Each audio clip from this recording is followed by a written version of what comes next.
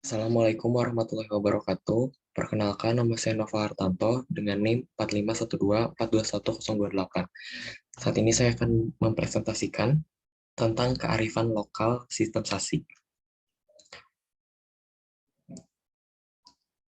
Berikut adalah PPT tentang kearifan lokal sistem SASI. Saya sebagai anggota dari kelompok 8.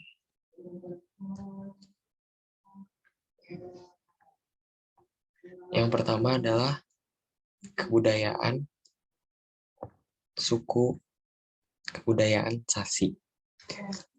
Sumber daya yang tersedia di lingkungan sekitar merupakan sumber daya yang bersifat open access, yang dapat dimanfaatkan oleh semua pihak. Untuk itu, sumber daya memiliki kecenderungan untuk dimanfaatkan secara berlebihan, yang dapat mendatangkan bencana bagi masyarakat di sekitarnya.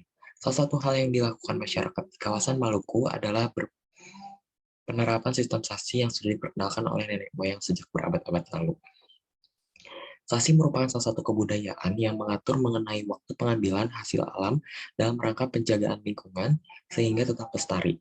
Penempatan waktu ini dimaksudkan supaya masyarakat dapat merasakan hasil dan manfaat dari kerja keras mereka. SASI dilakukan dengan dasar kesadaran masyarakat mengenai sumber daya yang merupakan hak semua generasi. Untuk itu, untuk memanfaatkan sumber daya yang harus memperhitungkan ketersediaannya untuk generasi yang akan datang. Penerapan sistem SASI dilakukan sebagai wadah pengamanan sumber daya alam dan lingkungan serta mendidik dan membentuk sikap dan perilaku masyarakat dalam memelihara tata krama.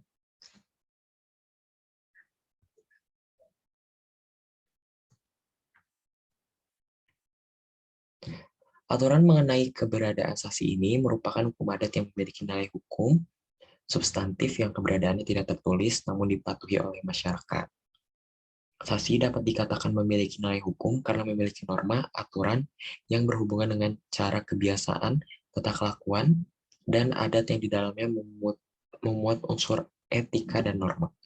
Nilai hukum yang substansial dalam sistem SASI yang merupakan hukum adat dapat terlihat dari penggunaan hak seseorang secara tepat menurut waktu yang telah ditentukan, mencegah sengketa sesama masyarakat, memelihara dan melestarikan lingkungan untuk kesejahteraan bersama, kewajiban memajakan hasil laut dan darat, serta mengurangi kemungkinan timbulnya kejahatan seperti pencurian.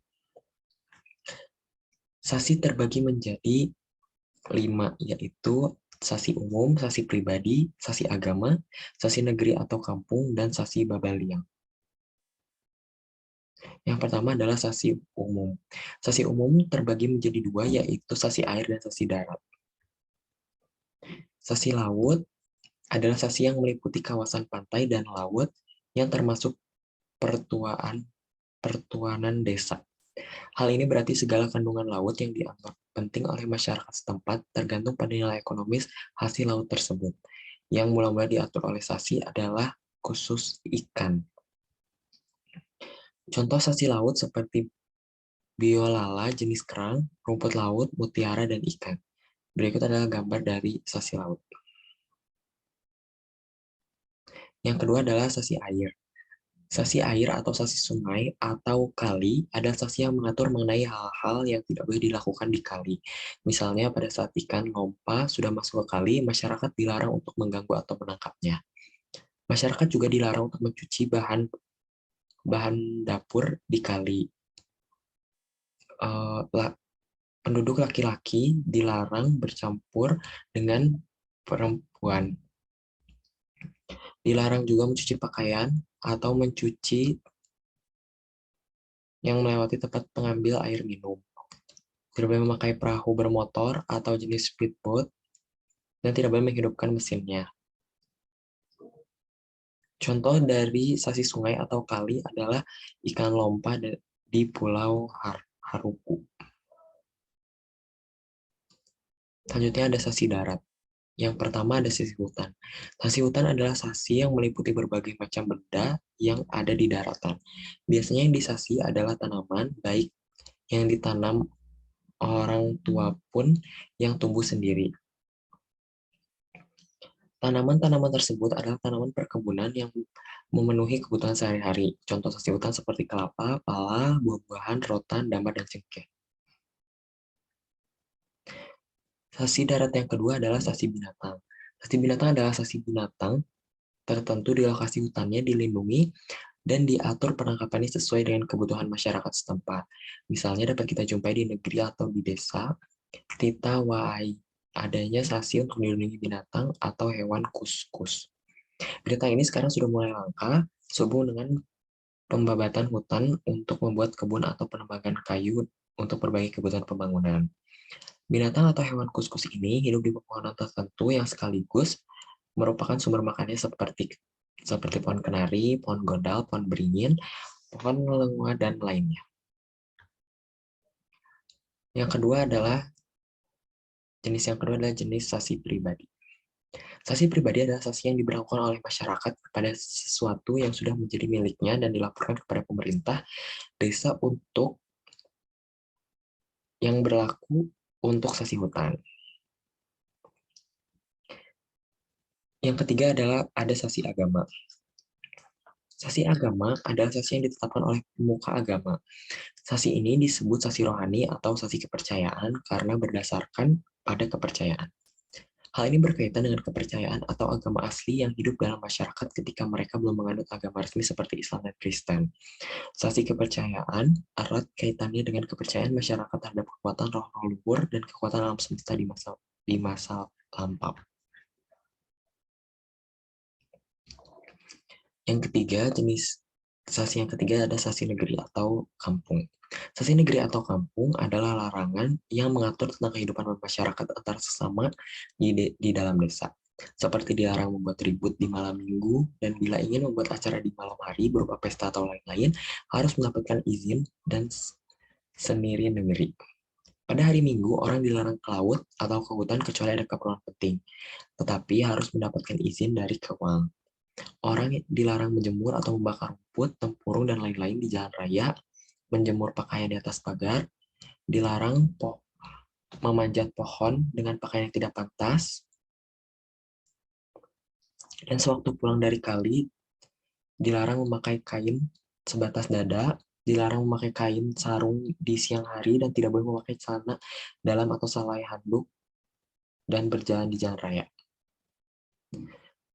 Yang kelima ada sasi babaliang. Sasi babaliang adalah suatu bentuk dari sasi negeri demi peningkatan kesejahteraan anak-anak negeri. Presiden Riedel dalam tahun 1880 sampai 1883 berusaha keras menghapuskan sasi babaliang tanpa suatu alasan yang jelas. Antara lain, isi dari sasi babaliang yaitu melarang dilaksanakannya sasi babaliang karena adanya jabatan kepala kewang. Melarang diberlakukannya reglemen kewang.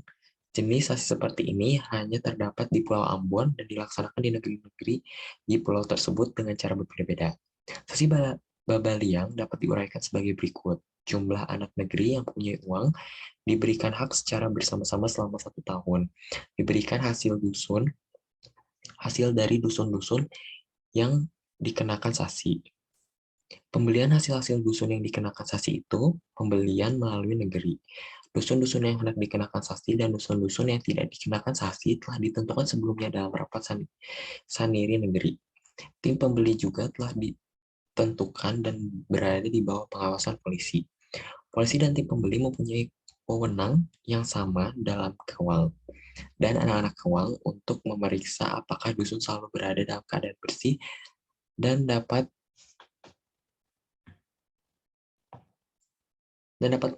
mengenakan denda bagi pelanggaran sasi.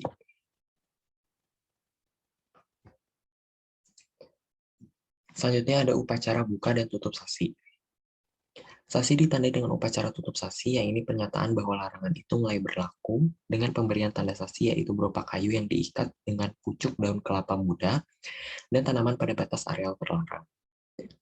Pada akhirnya diadakan upacara buka sasi dengan mengangkat tanda sasi tadi dengan upacara adat sebagai tanda larangan itu tidak berlaku lagi.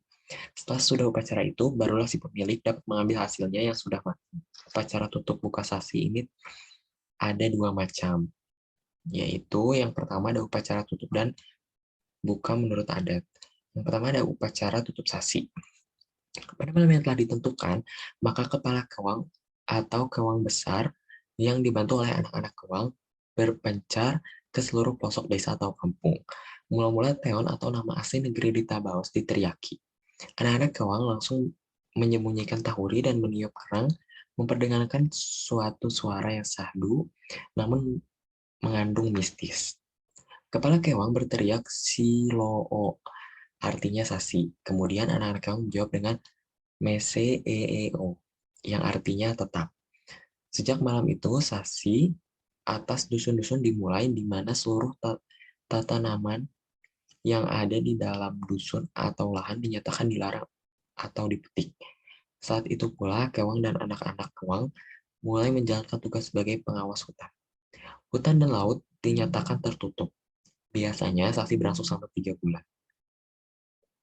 Upacara buka sasi dilaksanakan dalam rumah beliau atau rumah adat dengan melantunkan kapata-kapata atau nyanyian adat yang semuanya bermuara pada pemujaan kepada penguasa langit dan bumi.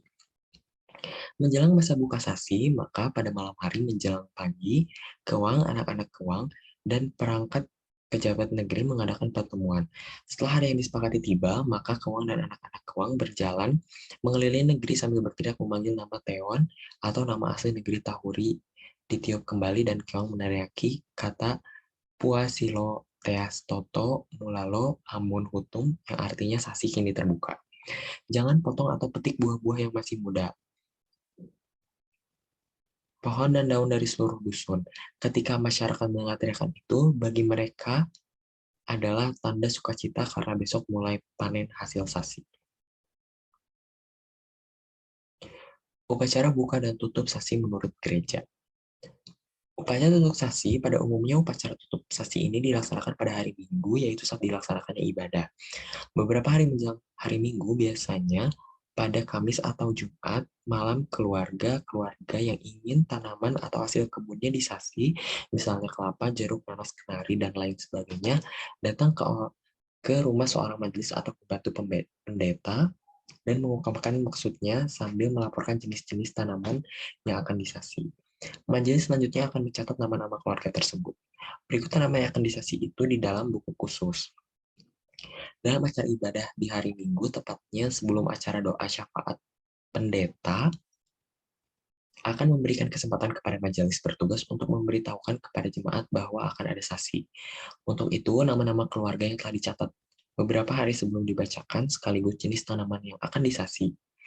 Selesai pembacaan nama-nama keluarga yang telah memohon agar tanamannya disasi, pendeta pun memberikan peringatan kepada seluruh warga jemaat yang sedang beribadah untuk menaati aturan sasi tersebut. Peringatan tersebut diakhiri dengan doa khusus. Usai ibadah, maka serentak dengan itu juga sasi telah dimulai atas tanaman-tanaman yang telah didoakan. Upacara buka sasi. Dalam masa tenggang waktu yang telah ditentukan, umumnya masyarakat akan mematuhi larangan untuk tidak mengambil tanaman yang telah disasi sampai masa buka sasi tiba. Ketika akan dilaksanakan buka sasi sesuai waktu, maka pemilik tanaman akan kembali datang ke rumah majelis untuk melaporkan bahwa batas tutup sasi telah selesai dan ia berkehendak agar sasi tetap dibuka. Majelis selanjutnya akan melaporkan hasil kali ini kepada pendeta. Berikutnya adalah sanksi dari pelanggaran adat sasi. Sanksi yang paling berat dan sangat ditakuti adalah sanksi yang diberikan oleh arwah leluhur. Itu bila mana ada orang yang melanggar sasi, yaitu melakukan pengambilan tanaman atau hasil-hasil laut pada masa tutup sasi, maka hukuman yang diberikan oleh pemerintah negeri yaitu raja dan pengangkat negeri kepada si pelanggar adalah ditangkap, dipertontonkan di hadapan masyarakat umum, dan mendapatkan hukuman fisik lainnya seperti cambuk, dikenakan denda, kerja paksa, dan dikucilkan dari tengah-tengah kehidupan masyarakat. Sedangkan hukuman yang akan diberikan oleh arwah atau roh-roh tete nenek moyang leluhur antara lain anak sakit-sakitan secara terus-menerus dan akhirnya meninggal dunia, sehingga keluarga itu tidak memiliki seorang keturunan